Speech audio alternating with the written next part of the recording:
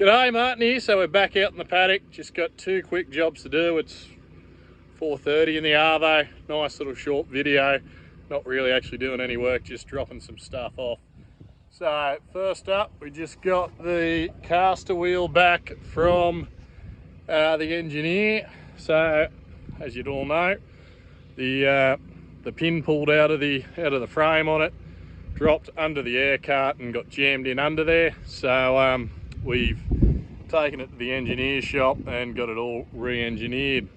Same guy that built it originally, he was able to salvage the two struts, new plate across the top, new pin up the guts, and yeah, basically new shaft ready to go back up in here, which is good. So as soon as I can get that back on, probably this weekend sometime, I can then go around the other side of this thing and take off the other tyre.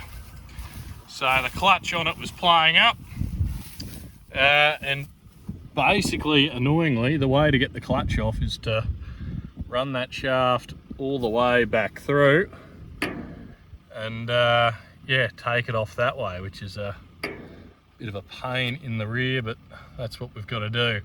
And then once that's off, I don't know, I'm half thinking about pulling out that main shaft just to check that the keyways and everything else on it are fine. Yeah, and look over all of that, just replace it if it needs to be done. Sort of rather fix all these things, yeah, before they become a problem than have them become a problem and have to try and fix it in the paddock with rain coming, which you know is exactly what is going to happen. So anyway, that's where that's up to. Need to get one wheel on, one wheel off, new clutch on, and then we will be pretty well set to start sowing in 4 weeks, I reckon. Start putting in some oats late Feb, early March. That's coming up. Right, so we're out here and onto the main job of the day, the important one, why we're actually out here. Let's drop off these fellas. So a little while ago, you would have seen me drop some yabbies in some dams for a bit of fish feed in anticipation of these yellow belly arriving. But turns out those dams aren't actually doing so great on the water holding front. Now this one is connected to the creek, so I'm fairly confident that it will have yabbies in it. They'll have walked their way upstream. There's plenty down in the creek. So yeah, I'm fairly sure it's stocked. It just needs fish. So we've got 100 little yellow belly here. More than a dam of this size can probably hold. It's probably more suited to about 10 or 20. But anyway, survival of the fittest. Plus, once we get some good summer storms and a few flows, some will probably wash out downstream anyway. So I may as well go in there and yeah, hopefully in a year or two we can catch some fish. Righto, so I've just dropped the bag in the water here just to equalise the water temperature so they don't end up getting a big cold shock or heat shock or whatever shock they get once they open the bag and release it into the water. So they can just sit there for a couple of minutes. On a little side note, we did get some cod as well, which I've shoved in the fish tank at home, so that's going to be pretty cool. But yeah, this dam shouldn't have the same issues as that other one. It's actually got a little bit of a waterway that's, I think, still trickling into it. It does look like it still has water trickling out, which is good. So it's, you know, it should naturally be getting that aeration here. Look at that, we've still got water flowing here. So it will naturally be getting some level of aeration, and I won't have to go shove little aerators in it, which who knows what's that doing. So this will run down to a creek over there, and yeah, as I said, that creek's full of yabbies, so I'm assuming that they've worked their way up here into this dam, and I might even throw a yabby net in it tomorrow when I'm spraying and just see what I can pull out in the arvo. Hopefully we get a couple of fish, yabbies. So this is the other thing we got going on out here at the moment. Dozer's in, doing up the contour banks. I think that's a D8 from memory. possibly a D7. It's actually owned by the bloke who we bought this block off, so yeah, he's enjoying being back out here, seeing the place. Told me it looks nice. It's always a bit of a good compliment there from the old owner. But yeah, all these contour banks were filled with silt from heavy rains, not to, when was that, early 2021. And some of them have even blown out. There's a, I don't know how well you can see that on camera. You can see where they've cut the different heights over there trying to cut around it. But it was blown right through and all washed out, and we fixed it up a bit before sowing with a loader, but yeah, it all needs to be rebuilt and built up and have that silt cleaned out. So he's in here doing it, and it's actually fairly surprising how much moisture there is under there. I've only had about 50 mils since harvest and all of this was cracked open, but once he dug the rippers in, I was very surprised at the moisture there. So only got going yesterday, but so far it's going well and doing a real nice job. Right, let's release the fish.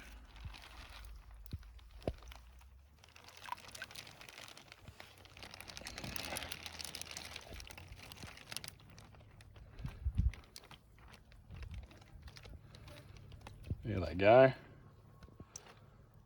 I don't know how well you can see that, but they're sort of flying out. There's some still stuck in there. Oh no, release that bloke. Righto. That's them scooting away.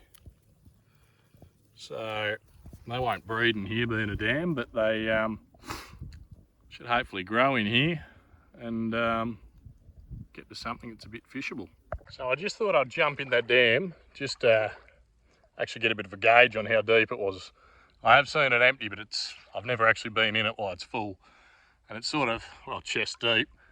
But yeah, anyway, that's not too important. It's all about surface area and bugs and stuff that could land in it, and that's what's important for the fish to feed on. But I did see this out here, so come and have a look at this. So I saw this pile of grass and leaves just sitting on this old bit of, might be a bit of old nigel or a burr or cotton bush, something like that. And I don't know what's bubbling like mad around it. I'm not going to touch it. Have a look at that, 3 little eggs. So some sort of water bird has obviously decided to make it its nest. And yeah, it's pretty cool, I reckon.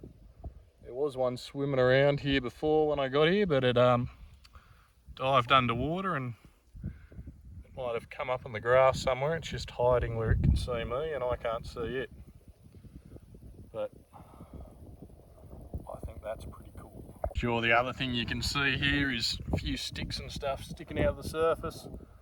During the drought, this is all full of weeds and cotton bush and burrs and that sort of thing, and I'm honestly sinking through about, I don't know, a bit over ankle deep in silt. And I don't know how much deep you could actually get the dam below that, because you hit a fairly hard rock shelf pretty quickly, just volcanic stone, which you would have seen when I showed that drain. But basically there's, yeah, it's looking pretty good. Plenty of sticks, all that sort of stuff, great for the fish. A lot of grass activity around it. We do sort of graze this little strip every so often, as it's right up against that cropping paddock. So we do put a hot wire up here every now and then and graze it. But yeah, it'll have cattle on it for a week or two and then it's just left to go back. So should be plenty of good vegetation there for the fish. It'll be pretty sweet. So we did this bank yesterday that I'm on now. He's done that one obviously just above me today, and he's just started on that third one. And he's just headed back to the ute. I don't know if that's because you need to blow down or if it's he's knocking off for the day because it's 10 to 5. Anyway, it's looking good, coming up nice. Not really seeing any rocks, that's always a bonus. And yeah, we'll get a bit of crop in here this winter and should be pretty erosion free. Lovely. These guys just absolutely love fresh water. Every time I come up here, clean out the trough. they muddy it, because they go and lay down it and do silly things. I've been wallowing in all of this and go lay down in it and just muddy it to all buggery. And now they just love it. So as soon as I clean it out, they just start fighting each other to get that fresh bit of water. If I didn't make such a mess of it, it wouldn't be an issue. Anyway, Daze is back on his way out. It is a D7 for those that are wondering. Just had to blow out his radiator and yeah, he's hooking in. So the acclaimed sorghum, it's all in head, starting to flower, coming along really well. Big dead patch there in front of me. That's a lot of compaction, machinery coming in and out, which yeah, doesn't look great, but at least the sorghum's looking all right. 2 inches of rain really wouldn't go astray at the moment, but next week's looking promising. And I've only been saying that for the last 3 weeks.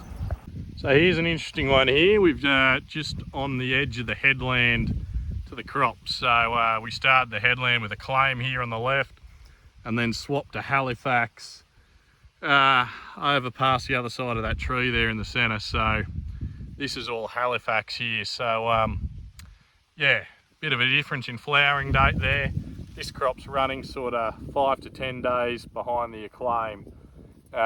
Should make harvest a little bit interesting, but who knows how things are going to finish up in the end. As you can see, we're just coming out of the boot here, whereas that's, you know, probably, I don't think it's 50% in head yet, but it would wouldn't be far off. And just out here on the road paddock, this is Halifax.